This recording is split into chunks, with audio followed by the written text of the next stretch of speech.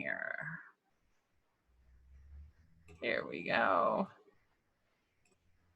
Okay, I'm gonna put, I am just for sake here, I am just going to mute everybody just so we don't have, or we're fine. All right, so what I wanted to kind of go through on nutrition was really to give you two things that you could take away from this as to-do actions that would change your nutrition and could change it relatively fast. I think many of you eat pretty healthy, at least that's what you tell me. I think you also know that you have a little, you know, there's some room for improvement, right? And we can all improve in terms of that. And it really is in giving, starting to give your body the things that your body actually needs versus the things that our minds tell us we should have. So the very first thing I want to talk about is I want to talk about sugar. And this applies a little bit to flour as well, but since I'm trying to keep this very simple for you without going, we don't have the time to go as in depth as I do in the Fit After 50 in the long group coaching program that I have. In this 4-week program, we're just kind of scratching the surface of some things, but I want you to I want to make sure that you have some actionable things that you can do. So in that program, we look a little harder at flour and sugar, but I just want to pick out the big culprit right here, which is sugar. What sugar does to us, generally, how much sugar we're getting, and then how, you know, a couple tips on reducing that sugar. So that's the first thing we want to talk that I want to talk about this morning. So when we eat sugar or flour, but when we eat sugar, what happens is we get this chemical release, we get a dopamine release, right? And so what dopamine is, it's a feel-good transmitter. It boosts our mood, we feel up, it increases our attention, it can even increase our focus. And the reason that the body does this is that programs us to eat as people, right? I mean, this goes back, you know, hundreds of thousands of years, right? So when man first walked the face of the earth, is if there wasn't something in it for us, chances were we weren't going to do it. So this feel-good transmitter is what helps to perpetuate us eating, okay? That's a normal reaction. So when we look at the normal dopamine response, we eat some food, okay? Doesn't matter what it is, doesn't have to be sugar, but when we eat some food, we get a small dopamine release, we get that mild pleasure, and we desire more food. That is a totally normal dopamine response that, as I said, has been happening for a long period of time. Now, unfortunately, we being sugar, not just sugar marketers, but food marketers and packaged food, processed food companies have glommed on this, have gotten this, and have built products that trigger over-desire responses. So when we get concentrated amounts of sugar and or flour, instead of getting that little dopamine release, we get a big dopamine release. We start to get lots of pleasure, and then we have cravings for similar foods. So that's one of the reasons that you may experience, let's just say, one of my favorite things as a kid, one of the big treats that we used to get is we never really had potato chips in the house. When there was a treat, it was Ruffles potato chips with sour cream and onion dip.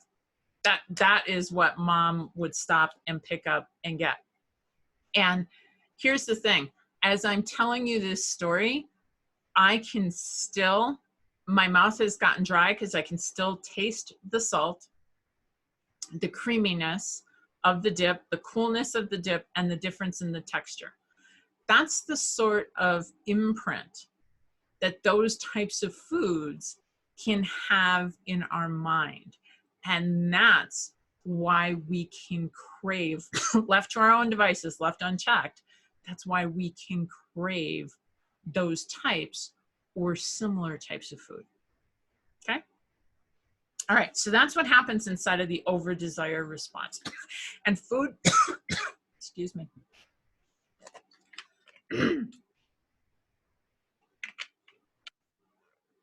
Food marketers know that. They're smart, and they start to build products that that stimulate that in us. So what we need to do is we need to be on guard. And how can we be on guard? One of the biggest things is reading labels. So does anybody know, did you know at the beginning of the year, nutrition labels changed slightly? Anybody know that? Give me a thumbs up if you did. Okay, so they changed. The FDA put in some new regulations. Now, not all nutrition labels have changed yet. They will have changed over the next year and a half, depending upon the type of food. Some had to change by January 1st. Some will be July of this year. Some will not be till January of next year. But what they've done is they've made it easier for us to know a little bit more about our food, at least right now in the interim, until the food marketers figure out their way around it. But there's a couple things that they've done, and I want to point out the differences, because I really think if you're going to start to eliminate some sugar from your diet, the number one thing you can do is just start reading labels. Okay? So the old label, they kind of buried the serving size and the amount per serving up at the top. In fact, banquet pot pies, everybody know what I'm talking about. I know we kind of probably all had them as a kid, right? You know, the frozen single pot pie. So banquet pot pies used to have, you'd pick it up and you'd look at it, and if you only looked at the serving size, which is in the original label, you might not see that serving size, right? Because it's pretty small. Well, if you picked up a banquet pot pie out of the freezer, you probably expect it to be one serving, right? And you'd probably quickly look at the calories, and I think the calories were about 420 or 430 calories. Upon closer inspection, that banquet pot pie was really 2 servings. So instead of 430 calories, it was like 860 some calories. So the FDA said, you can't do that anymore. So they have definitely changed the amount of servings, especially under 3. It has to be more clearly labeled. So you can see over on the right, the number of servings per container plus the serving size. So we also no longer have to worry about us looking at a package that looks individual and having it be broken down into 2, but that doesn't mean that you shouldn't read it, okay? So that's one of the big changes. You'll also know that not only is the serving size a little bit more bold, but so are the calories. And so you can definitely see what's happening in terms of the calories. If you take the calories, 230 calories, and you were just to look at this quickly without any other further information, you might think, ooh, that's not too bad. But this is 8 servings per container. So this is 17 or 1800 some calories in whatever this package is in, right? So we need to make sure that as we're eating it, we're looking at the number of serving sizes. Now, a couple other things to point out. They've always had this, but you'll notice we are a society that's just scared to death of fat. There really isn't we need fat. We need healthy fats in our diet, and fat does not make us fat. We need healthy fats in our diet for normal cellular processes. What we do want to look out for would be saturated and trans fats. And nicely inside of this label, those are marked for us. If you have some blood pressure issues, you're probably paying a lot of attention to that sodium line, because that's another way that companies make food taste really good to us, is the salt. But here, what I really want to point out is what's changed inside of the sugar label. So if you look over at the sugar label on the left, the original sugar label, it would kind of lump all of the sugars together. What they've done in the new labels now is they've taken the sugar, in this case it was 12 grams of sugar, they're showing you what the total sugar is, but now they're showing you what is added sugar into the label. So when you see, if you pick this up, this pack, and I have no idea what was inside of this, but if I pick this package up, that naturally occurring food only had 2 grams of sugar in it. That company put an extra 10 grams per serving, multiply that by 8, okay, into that particular package. Okay, so that's what you want to start to be aware of, is the naturally occurring sugars versus the added sugars. Naturally occurring sugars don't have the same, they do have an effect on our body, but they do not have the same type of effect as added sugars do. And it's really the added sugars that we want to make sure that we're being more careful of. So the first part to reading a label is this. The second part to the label is this. And I know that somebody in this group asked about energy bars, and we can talk more about that in detail, but as an example, here's a Quaker Truly granola bar, right? That you might grab off the shelf. What you want to start to look for is you want to start to look for ingredients that are sugar. And again, food marketers have gotten really smart. They make it sound healthy and they give it a lot of different names. The University of California, San Francisco, UCSF, and I will put links to their site, has a whole sugar studies group. And that's what they do. They study sugar. They study how food marketers use it. They study how our bodies process it. They had a listing of 65 different names for sugar. And it's an old listing. I think that's actually gone up now. It's 71. Okay, 71 different names for sugar. But these are some of the more common ones that you're going to see. So first of all, look down towards the bottom. You see oleofructose, polydextrose, anything that ends in an OSE, sucralose, you see that down in the bottom. Anything that ends in that suffix, OSE, sugar. Okay, so just as you read a label, sugar. Malted barley extract, that's something that you see a lot in these types of foods, sugar.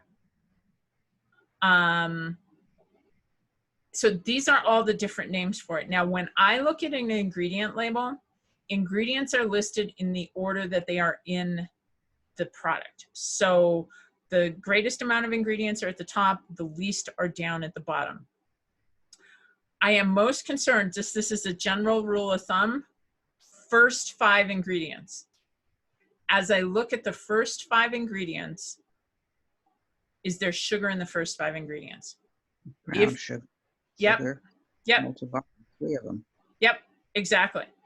So to me, if I see something that has sugar inside of the first 5 ingredients, I look for another package. So in this instance, if I'm looking at granola bars, I would pick up something else and see if there's something else that's outside of those first 5 ingredients. Now, the other thing is sometimes you're going to see different types of artificial sugars. So, as an example, as a stevia.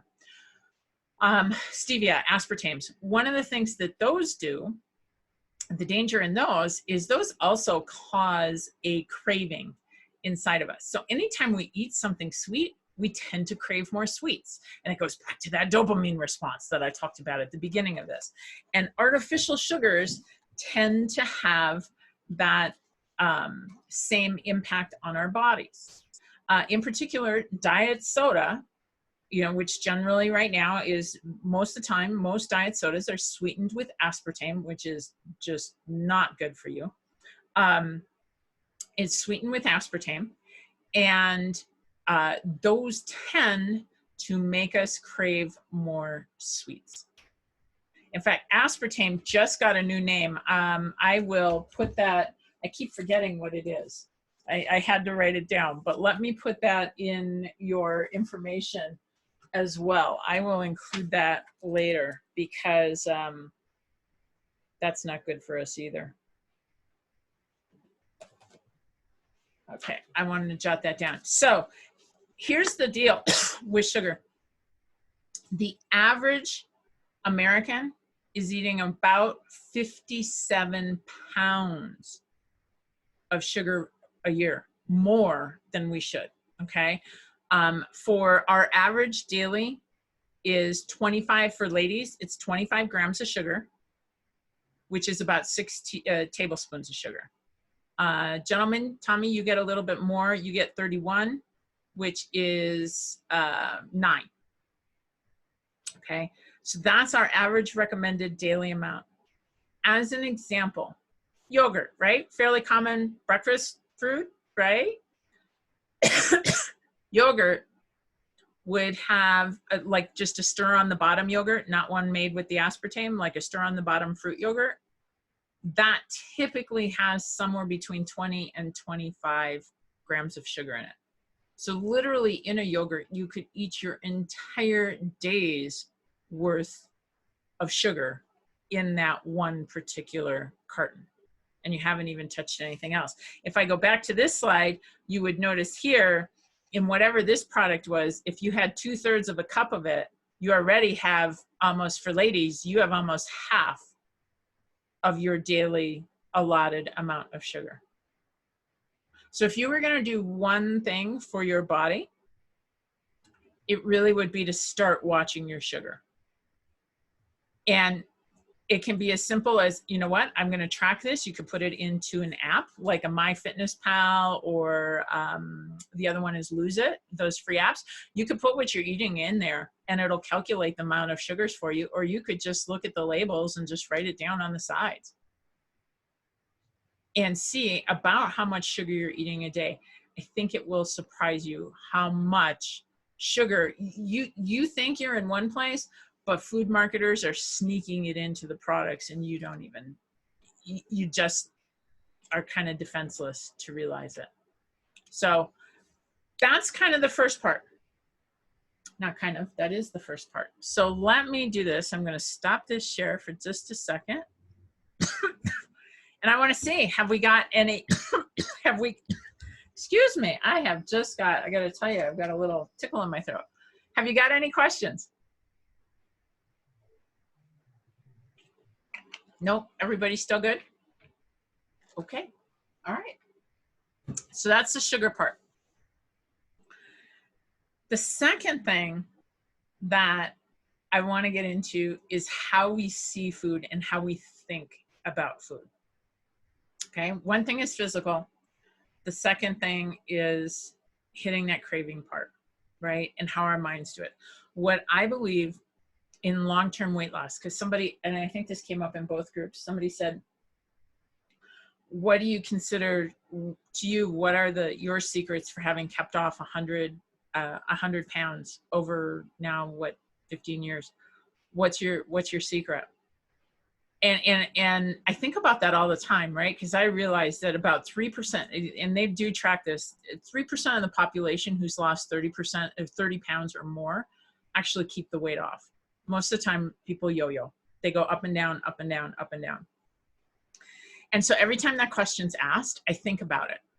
And then I go, well, this has changed, this has changed, this has changed. And I mean, I can tell you the story, but suffice it to say, from the time I started to where I am today, significant things have changed around what I eat and how I move. Okay, meant a multitude of things. But I think the most lasting part for me has been my brain and how I think about food and movement. And since we're talking about food today, I want to talk a little bit about how my thoughts have changed around food. So I'm going to ask you this question. And when I ask you this first question, I want you to either, if you got a pen, you can write it down. If not, I want you, I'm going to stop for just a second. And I want you to really think, when I say this, what did you think to yourself? Okay. When you hear this next question, what was the first thought that came into your mind? Okay. So let me go back here and I want to share my screen again. There we go.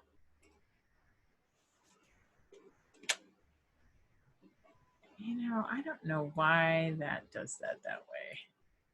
I got to go all the way back here. All right. Come on. Okay. Emotion and food. Food is fuel for your body.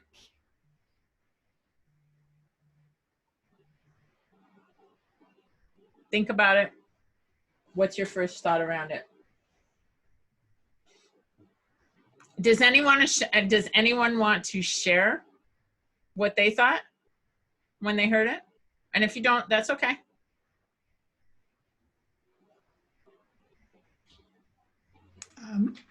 I thought about, I think that's very true. And I thought about hiking and getting to the top of the mountain or finishing your hike and you're really exhausted. And the taste of food, it's like a peanut butter sandwich can taste glorious. So I really do identify with that fuel for you. Food is fuel. Okay. Awesome. Thanks, Joan. I appreciate that. Anybody have a similar or maybe even a completely different take on food is fuel for your body? I don't know if I'm muted or unmuted. You're unmuted. I can hear you. Okay, it's Diane. Mm-hmm. It's over the years. It didn't happen all at once, but when I started playing tennis about 10 or 15 years ago, and I was chunky, to say the least. It was solid fat, wasn't any loose goose fat. So it was really difficult to get off. And I changed I love to eat, so I'm a food gourmand as opposed to gourmet. And what I did was I changed what I eat. So I learned to really, really enjoy salads a lot. And anything goes into salads, fruits and vegetables. And so when I think of food, I instantly go to, okay, what kind of salad do I want? Or sometimes a steak or fish. And that's primarily what I eat most of nowadays. And so I just turn away because my craving has always been potato chips, really good potato chips. And so my saving grace when I was pregnant was, for some reason, I couldn't look at potato chips the whole time I was pregnant. That was truly somebody else looking after me because I didn't do that deliberately. So basically, food is fuel is I think, okay, am I really hungry? No. So let's keep on going. Is there something I really, really would like? And then I go for, okay, what kind of salad? What kind of fish? And I keep my thinking on that vein.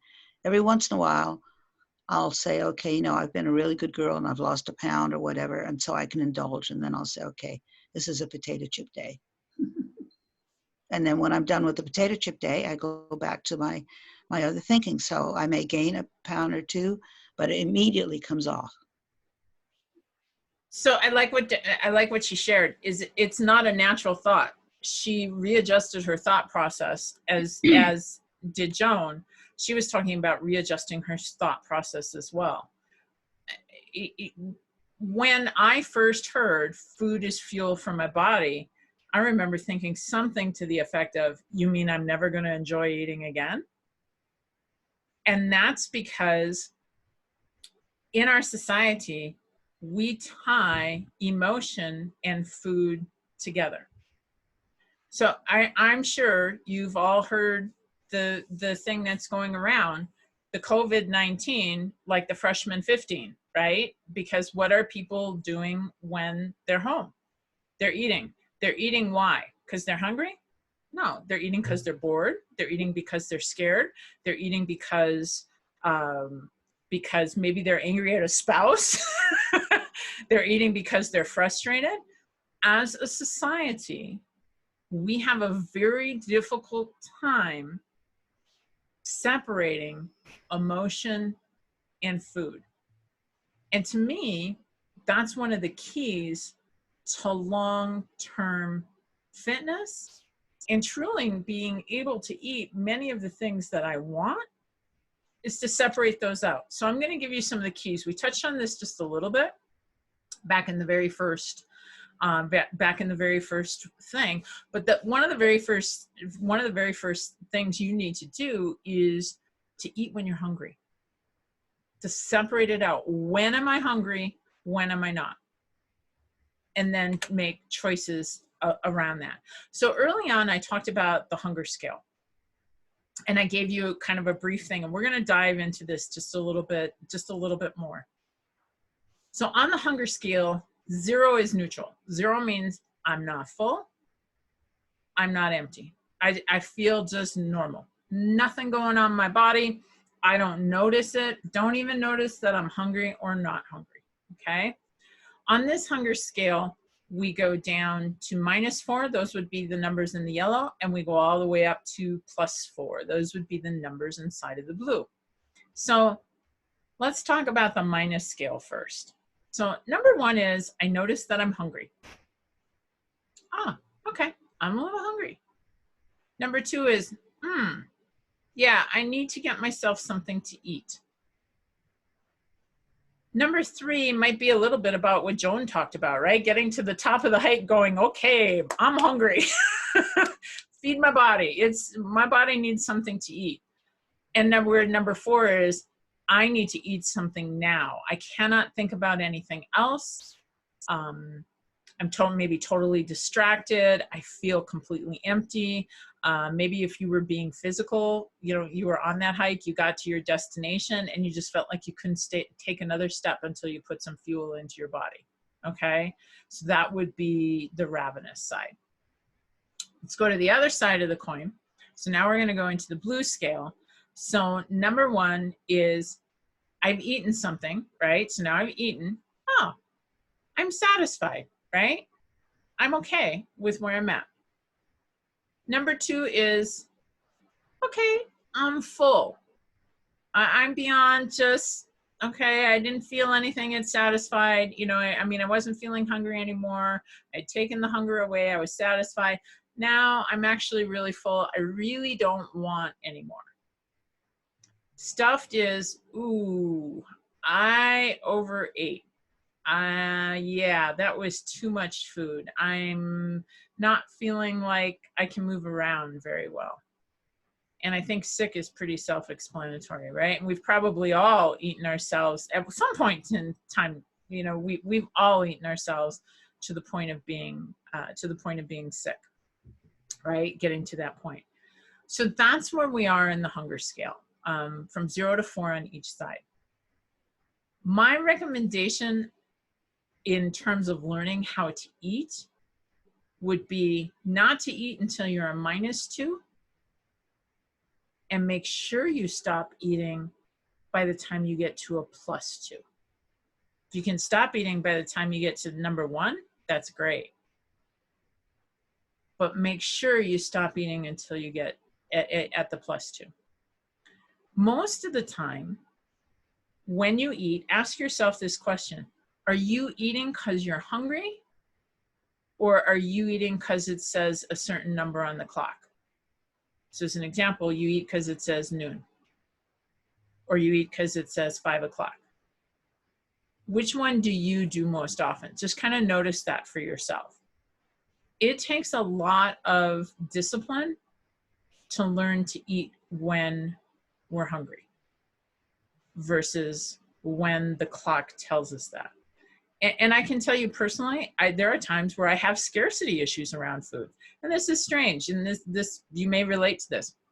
One of those things where I'm not hungry, but I said, you know what, I'm going to eat now because I don't know when I'm going to get a chance to eat again. Well, that's kind of silly. Now I can tell you this, there's probably a lot of people who have had hunger in their lives. That's never been one of those things for me. I've never been without food.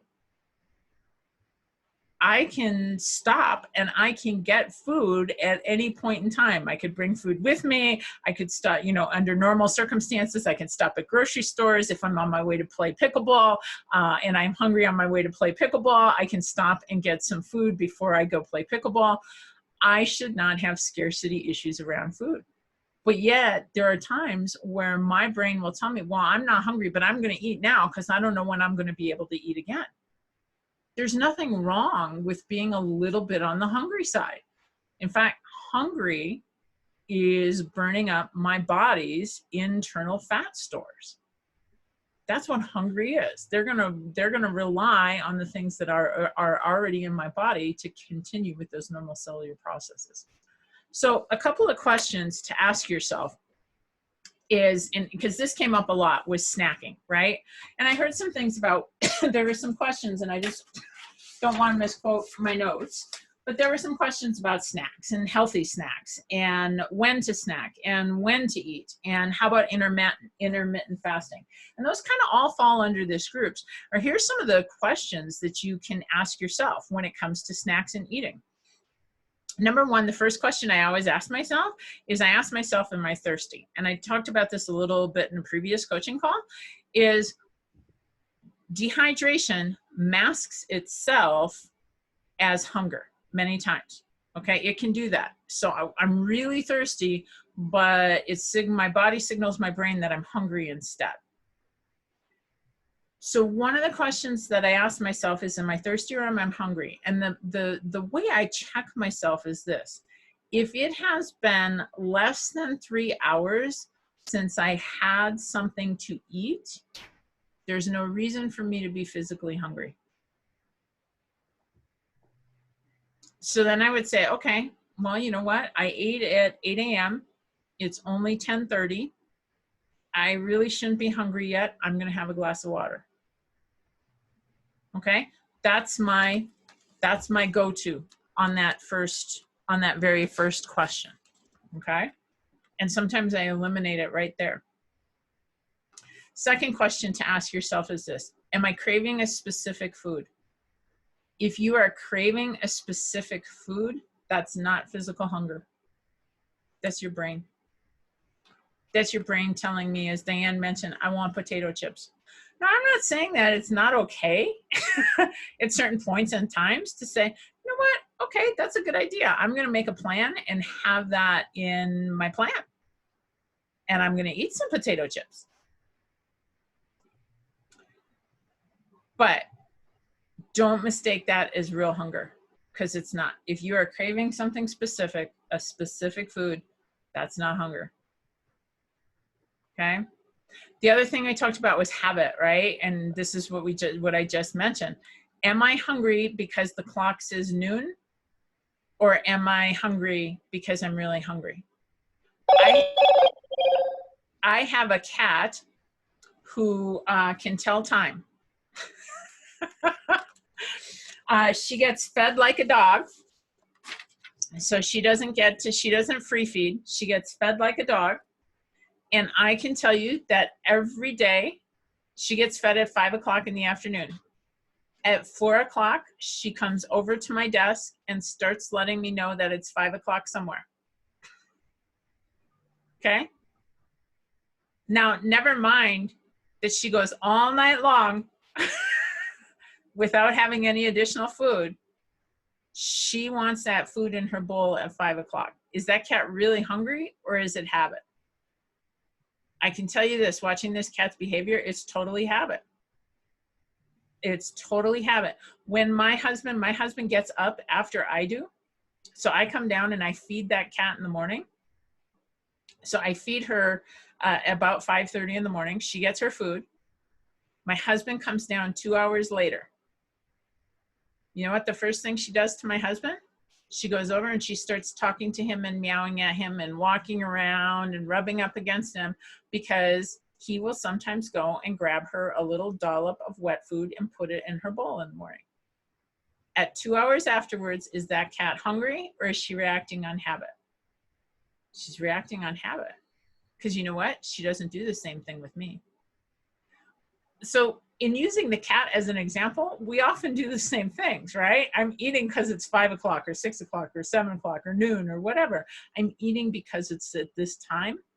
If you can learn how to use that hunger scale so that you can eat at appropriate times, you're going to be well on your way to making sure that you control your weight and your eating in the long term.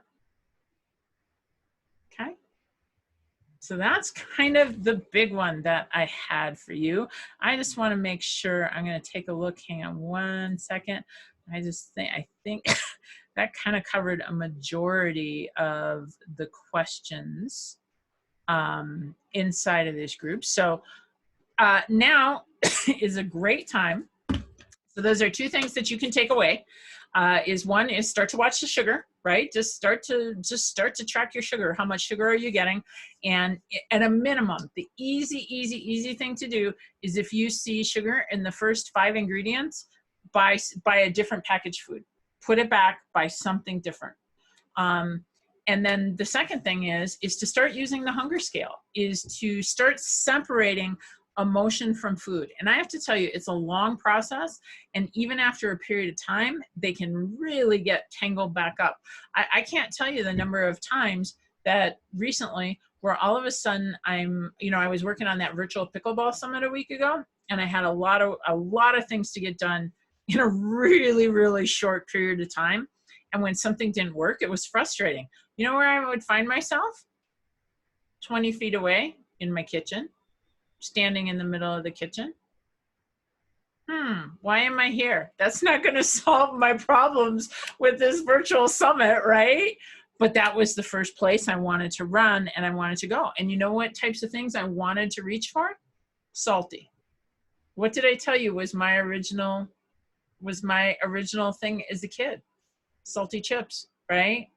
Salty chips, going back to those emotions. So those imprints where food are in our brain are really strong. I mean, think of it this, I can tell you, I'm Italian. I cook spaghetti sauce. I make my own homemade spaghetti sauce. It's really good. By the way, I did put up the recipe for you if anybody needs a good recipe. But one of the things is you start out in the oil, you're sauteing onions and garlic. And you know what?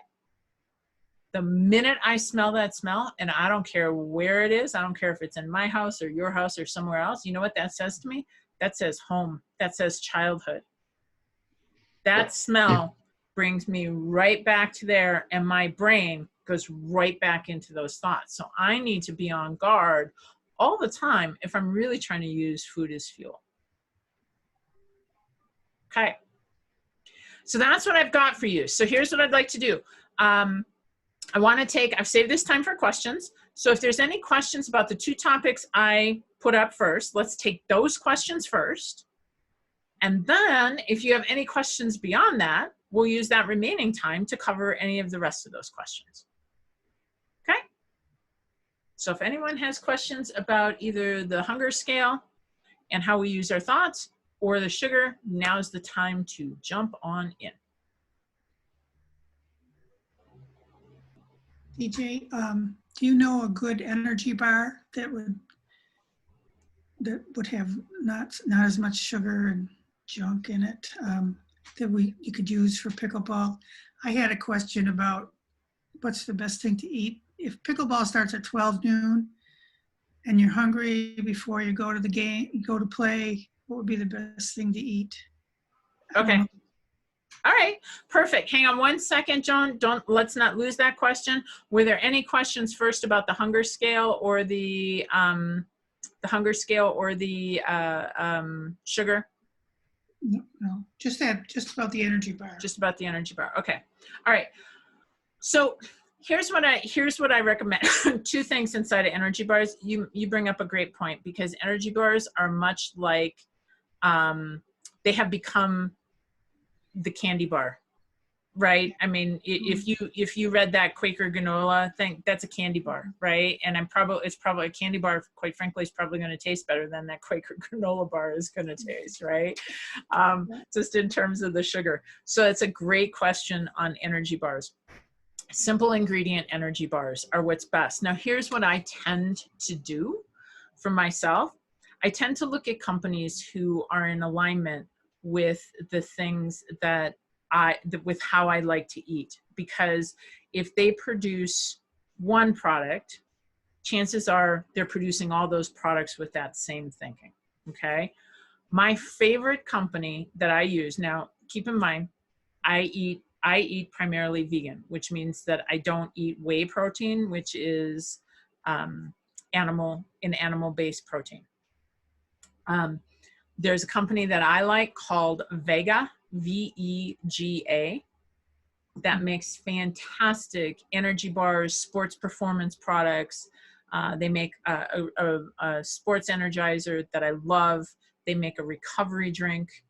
They have an electrolyte product that I just adore, that I use when I'm playing pickleball, and I eat their energy bars. That is my go-to company with for those types of products, because they're in alignment. Is there maybe a better electrolyte company out there? Sure, probably. Is there maybe a better energy bar company out there? Maybe. But by looking at one company as a whole, I can pick and choose from inside of their products. And that's my recommendation. There are a couple of different companies that are doing, because Vega can be found online, and Vega can also be found at Whole Foods, and as well as other outlets. There can be other companies that have good energy bars. There's a lot about, there's a 6-ingredient bar that has come out recently. I don't know if you've seen it. It's just 6 simple ingredients. That one to me looks very healthy. I don't eat that. It has eggs in it. But that one gets some pretty healthy, reviews. In general, my recommendation is look for more boutique companies versus the Cliff Bars of the world. You know, the Cliff Bars, the Gatorade bars, those tend to be a little higher. Another company that I do like that makes a plant-based bar is called Think Bars, THINK. They use sugar alcohols, and sugar alcohol impacts our system differently than sugar does. So if you saw sugar alcohols on a package, you could take sugar alcohol and in essence cut it in half, and that's mentally the amount of sugar that's in that particular product because of how it reacts to our body. Think bars are very common. They also do make a plant-based energy bar for Think Bars. So sometimes when I can't get the other ones, that will be a go-to. But those are the ones that I look at. And then the last thing I would say on that is watch. Generally, the cheaper it is, the more stuff that's in it. You know, yeah. So did I get your question? Yeah, that's great. Thank you. And here's what you could do. Here's another thing. So if you're eating a bar before you play pickleball, try half a bar, especially if you're thinking it upsets your stomach. Don't eat the whole thing, right? Try half a bar, and maybe towards the end of the pickleball or somewhere in the time that you're playing, have another half of a bar. You don't necessarily have to eat the whole thing before you go and play pickleball. Okay, thank you. Okay. What else? What other questions have we got?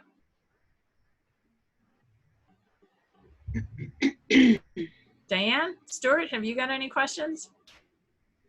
No, not really. Just really, could you go over where do you get Think First? Because the energy bars is a real problem. There are so many junk ones. And I was looking for some energy bars this past week to nibble on when I'm just about ready to go crazy being locked in. So I thought, well, I can snack on energy bars bit by bit as I clean my pool and whatever I'm doing around the house and outside in the yard. And I didn't have any. And I went to the store and they are just loaded. Sugar, sugar, sugar, sugar, sugar. So I ended up not getting any, but I bought some potato chips instead. I know that. You're consistent. You are consistent. I love that. Well, so I never eat a whole package of potato chips, ever. I used to, but I don't anymore. that is discipline. So the Think bars are pretty common grocery store bars. You will generally see those bars in most places. The Vega bars would be like Whole Foods, Sprouts has those. I think possibly Trader Joe's. I'm not sure if I've ever seen them at Trader Joe's. I know I've seen them at Sprouts. You can also order Vega online, especially, you know, like in this day and age, if you really don't want to go out, you can order Right. Vega online, and I tell you this, I watch Vega online because a lot of times they'll have sales, you know, buy like 2 boxes of bars, get a third one for free. Well, heck, I'm Right. going to eat them. I'm going to eat them anyway, right? Why not decrease the price? So, and Amazon, actually, Amazon has both Think runs around somewhere around the $2 a bar area. And Vega runs probably around $2.75 to $3 a bar. Okay. Okay. I have a thought for you if I have 30 seconds to give it to you. Sure. Okay. Mentioning the bars and back to the lady who was just before me. Yep, Joan. What I've done for years is, and my pickleball comes either hunger time, you know, at 4:35, or in the morning, whether I've had breakfast or not. So I'll take an energy bar with me, and or nuts, mixed nuts, and I will eat half of a bar, or even maybe just a quarter of a bar, which gives me something. You know, I've had it in my mouth. I've had some water. Always have at least a cup or so of water before, which fills my stomach. So I'm not starving when I get on the court. But then afterwards, or halfway through the game, I'll take another couple of bites or another quarter or third of the bar. That way, I'm using up the calories as I'm playing, and still keeping my body not feeling hungry. Mm-hmm. Yep. And then at the end of the game, I usually wait about half an hour or so, and then if I'm hungry and if somebody's going for coffee or whatever, I will do that, and then maybe get something that's not sugar at that time as well. Because that way I'm consuming twice the calories I would normally, because my body is still using up the energy that I was using from pickleball. Mm-hmm. Yeah, great point. And you know, I use nuts on the courts as well. I'll bring nuts. The things I have to be careful about is, am I in those nuts because I have those nuts, or am I in those nuts because I'm hungry and I need a snack between games? True. No, Yeah. that you have to ask yourself, and I do that deliberately too. I'll say, yep, do I really want this at this time? Yep. I have a gal that I play quite a bit with. She's like 5 foot nothing, and she maybe weighs 110 pounds soaking wet. And she will bring, I'm not kidding you, 6 different kinds of like trail mix, which trail mix is just like granola, right? Another not healthy. Let's take peanuts, and then let's throw in M&Ms and, you know, all that sort of stuff that goes into it, right? And she'll bring like 6 or 7 different kinds of trail mix. And it's like, I need to avoid that, because the next thing you know, I'm coming over in between games, and it's like a handful here and a handful there. And that adds up really fast. Mm-hmm. Yeah. Correct. Yeah. Tommy, how about you? Since you're unmuted, have you got any questions? Well, what I do is protein drinks or protein shake. And I try to make sure my protein is at least 24 grams of protein. And the company I'm using right now is called BioTrust. And for flavor, it's the best flavor I've found. And very little sugar. And this morning I had soy milk with 2 scoops of the powder and some frozen berries. Mm-hmm. And that was breakfast this morning for me. Mm-hmm. And my 24 ounces of coffee. Mm-hmm. Yep. And you bring up a good point. Protein powders. I use protein powders in my diet as well. Protein powders are a great way to supplement the protein that we're already getting. My general rule of thinking in most meals are, I would like to get about 30 grams of protein per meal. Okay. That's about what I would like to have per meal. We need that for a variety of things, for building muscle, for staying full. There's a lot of reasons we need that much protein. Typically, we don't get that much protein, especially in the first 2 meals of the day. We don't usually get that much at breakfast, and we don't usually get that much at lunch. Protein powders are a great way to help to supplement that. Nutritionally, we tend to get more overall nutrition from eating the whole food, right? I mean, but we also have lifestyles where we're on the go, on and on. I do use protein powders. Sometimes you can take them to the court. One of the things that I don't do is I tend not to use a protein drink before I go to the court because I feel sloshy. Right? I feel it's like too much. It's like too much liquid for me. But that's just a personal thing for CJ. I mean, somebody else can down a protein drink and feel really good. Now, I will also tell you, I have, in my pickleball bag, I have a shaker bottle with a scoop of protein, a dry scoop of protein in my pickleball bag all the time. That way, if I really am hungry, I can cut down the amount of liquid on the protein shake, but I can have a shaker right there so that when I'm out on the court, I drink it, and protein is going to help to fill me up. So Tommy gave you BioTrust. That I don't know anything about it. He likes it. Great. What he talked about is it's low in sugar. That's important, right? Yes. Read the ingredient labels. You can get really deep into protein powders, looking at amino acid chains and things like that, because that's what's important inside of protein powders. Again, my whole philosophy on that is find a company that's aligned, because chances are they make everything in that kind of alignment, yes. Right? And so find a company that's aligned with your values and believe that they're going to do the right thing amongst those, with all those products. So thank you for bringing that up, Tommy. Really appreciate it. Well, I do have the protein shake a minimum of an hour before I go play pickleball, so that it's got time to go to the bottom of the stomach. Yeah, yeah. And I think that's a great idea. I can do one then too, if that's, but yes, I need the time. If it's an actual protein, drink. I'll tell you, one of the other ways to get protein sometimes and not make it sloshy is to take, I eat vegan. Almond milk yogurt does not have protein in it. I take a scoop of protein powder and I put it into almond milk yogurt. I made pancakes yesterday, right? I put probably a quarter-ish of my flour. So I use regular flour. The rest is protein powder. So I add some protein into something that typically would not have protein in it, right? You're not going to get that. And then I add some nuts into the pancake. So you're getting not just the carbohydrates, you're getting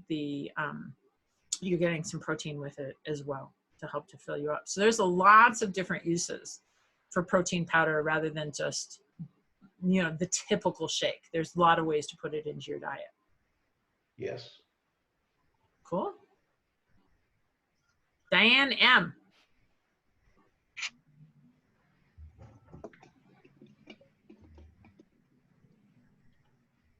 Yeah, I'm good. Likewise, I generally do the protein powder drink in the morning with blueberry and bananas, and that's usually the start of my day. So, and it's got a lot of protein. It's a pea-based protein powder, and supposed to have all the amino acids in it as well. So it's good. Yep. And perfect. So go ahead.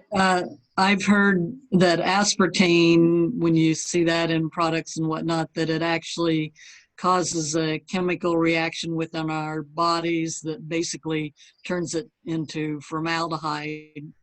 And so, I try and avoid that at all costs. So I will tell you this, the scientific studies on aspartame are just not good.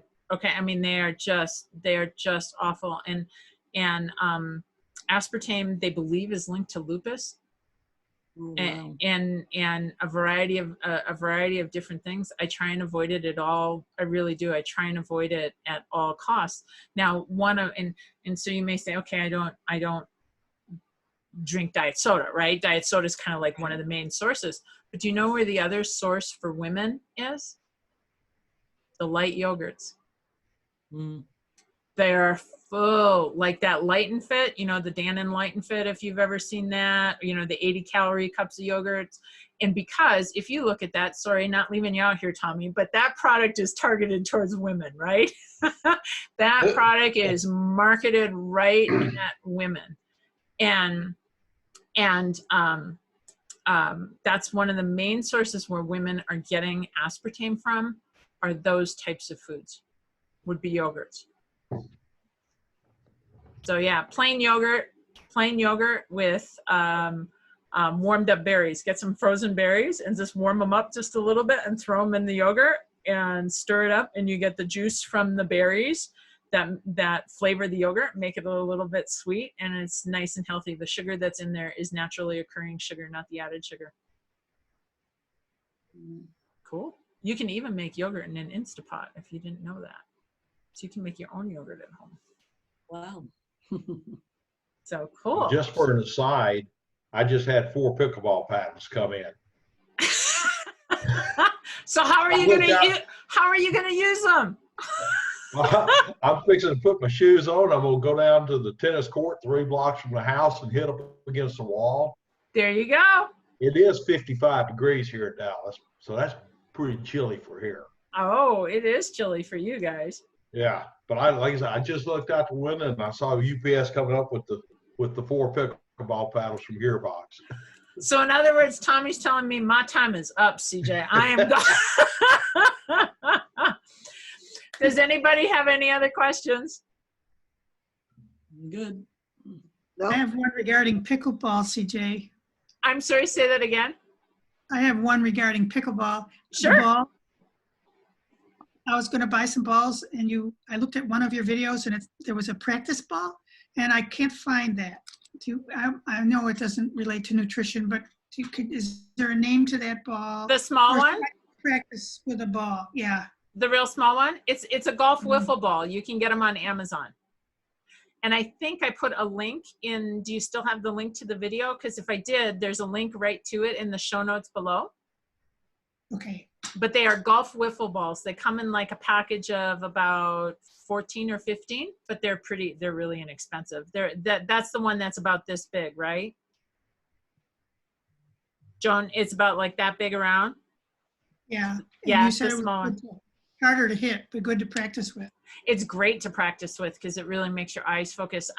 There is one specifically, it's called Skills. Drew, the pickleball librarian, when I had him on the virtual summit, he mentioned it. It's SKILZ, Skills. And I think he said Amazon as well, but I definitely know that there is a link in the show notes to that video. So if you have a hard time finding it, just let me know. Just shoot me a message inside of the community. But yeah, it's just a golf wiffle ball. Thank you. Yeah. Cool. All right. Okay. Anything else? Well, awesome. So this will be up. I'll get this up. You should see it first thing tomorrow morning. You can go back into that same playlist. It's going to be right in there with all of the other videos. But in the meantime, have a great week. Work on your balance. Start applying some of the things that we talked about as they apply to where you are in your life. And, big changes come one little step at a time. Okay. Have a great day, everybody. Thank you. Bye. See you next Tuesday, ladies. Bye-bye. Bye.